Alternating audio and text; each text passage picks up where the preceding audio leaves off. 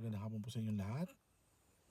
Sa mga parents po natin, sa very supportive parents po natin, sa mga players, new players and old players, yung mga hindi nakakilala sa atin, sa mga coaches po natin, sa assistant coaches, sa mga trainers. Ako po nga pala si Coach Anthony.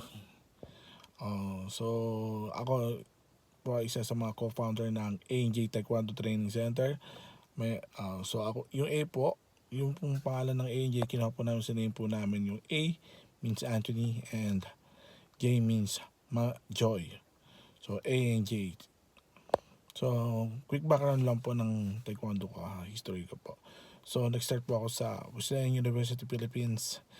Nag-varsity po ako doon. Then my instructor is Sir Johan Garner Ocampo.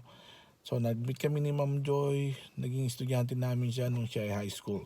So kasi nag-instruct, nung player ako, palagi ako nag-assist kay Sir Johan. So yun doon nagdire-diretso na. After that, 2005, so nakapag-abroad ako. Then I went back to the Philippines 2013.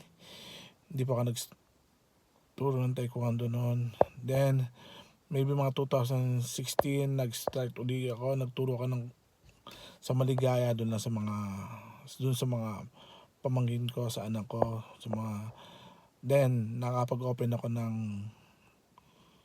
sa Hildegard. Yun yung first na tinuturuan ko, yung unang mga tinuturuan ko sa Hildegard, sa Rizal Nueva Ecija.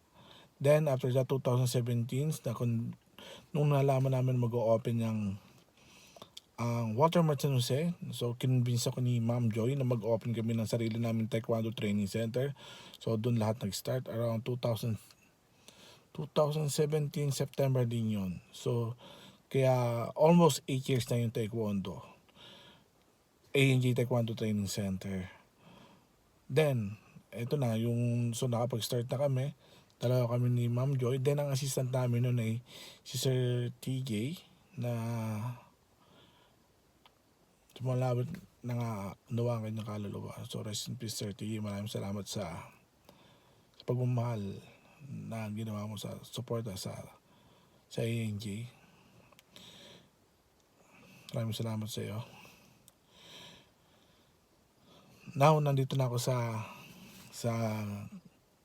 Canada. Then naiiwan na namin to sa mga estudyante rin namin, si Ate Hazel, si Coach Hazel and Coach Nicole. So sana pagpatuloy nyo lang, ang payo ko lang sana pagpatuloy nyo yung nasimulan ng A&J, yung pagmamahal at suporta na binigay namin sa mga estudyante natin. Sana yun yung wag mawala, yung dedication